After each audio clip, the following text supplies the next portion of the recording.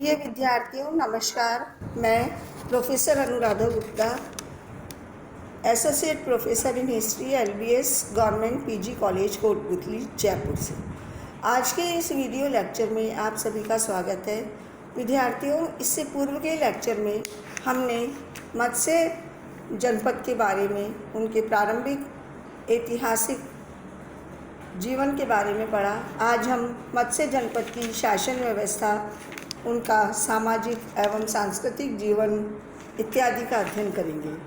अगर हम मत्स्य जनपद की शासन व्यवस्था का अध्ययन करें तो यह कहना बहुत ही कठिन है कि मत्स्य देश की प्रारंभिक शासन व्यवस्था का स्वरूप क्या रहा होगा, परंतु शतपथ ब्राह्मण और महाभारत के विवरणों से स्पष्ट होता है कि संभवतः यहाँ पर दीर्घ अवधि तक राजतंत्रात्मक शासन पद्धति का अस्तित्व रहा होगा, क्योंकि महाभारत काल में यहाँ पर राजतंत्रात्मक शासन पद्धति ही थी। यहाँ का जो शासक था वो राजतंत्रात्मक शासन पद्धति में विश्वास करता था। उस समय के जितने भी आसपास के साम्राज्य थे उनमें भी राजतंत्रात्मक शासन पद्धति ही प्रचलित थी। जैसे मत्स्य के पड़ोस में शाल्व बसे हुए थे। शाल्व जनपद वर्तमान अलवर क्षेत्र में फैला हुआ है। तो यहाँ पर भी जैसे कि राजतंत्रात्मक शासन पद्धति ही थी, तो ऐसा अनुमान लगाया जाता है कि संभवतः मत्स्य जनपद में भी राजतंत्रात्मक शासन पद्धति ही रही होगी। अगर हम मत्स्य जनपद के सामाजिक और सांस्कृतिक जीवन का अध्ययन करें तो महाभारत के कर्ण पर्व में लिखा है कि मत्स्य देश के लोग आध्यात्मिक दृष्टि से काफ़ी उन्नत एवं श्रेष्ठ हैं। वे लोग सत्य की रक्षा के लिए दृढ़ संकल्प के साथ सदैव तत्पर रहते हैं। महाभारत के विवरण से ही पता चलता है कि लोगों का जीवन सुखी और समृद्ध था। समाज में स्त्रियों को सम्मानजनक स्थान प्राप्त था। वे लोग स्वादिष्ट एवं पौष्टिक भोजन के शौकीन थे। वे नाना प्रकार के साधनों से अपना मनोरंजन किया करते थे। वे विभिन्न प्रकार के मनोरंजन पूर्ण खेल खेला करते थे, जैसे चौपड़ और पासे का खेल, संगीत एवं नृत्य, घुड़सवारी और मनोरंजन आदि उनके मनोरंजन के प्रमुख साधन थे।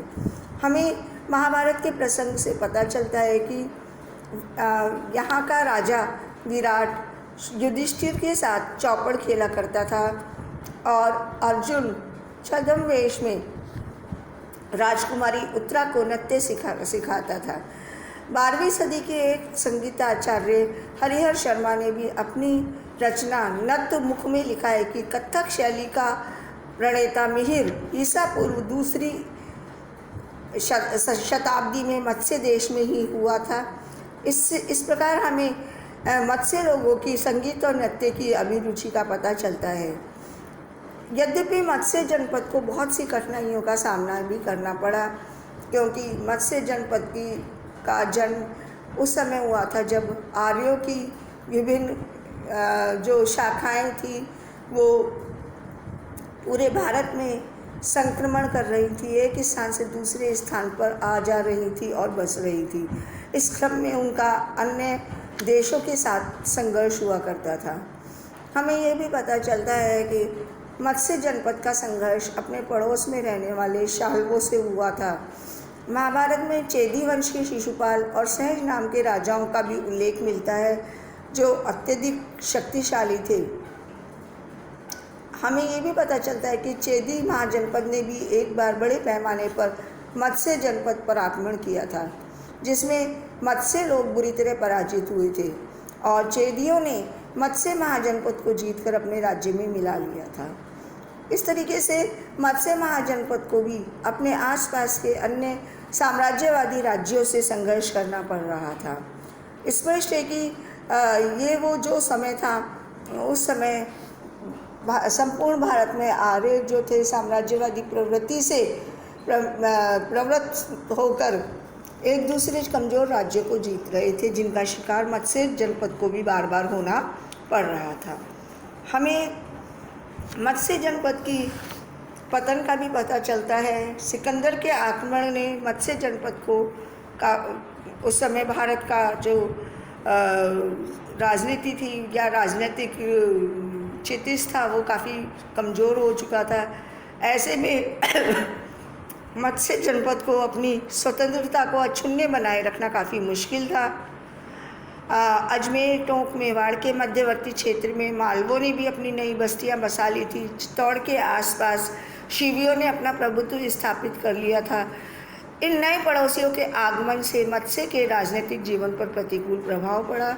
उनकी विस्तारवादी नीति और सैनिक शक्ति के सम्मुख मत्स्य महाजनपद अधिक समय तक नहीं टिक सका।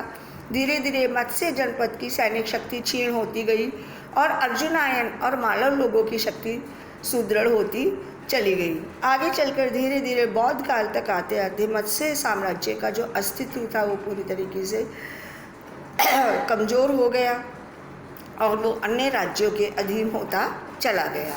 धन्यवाद।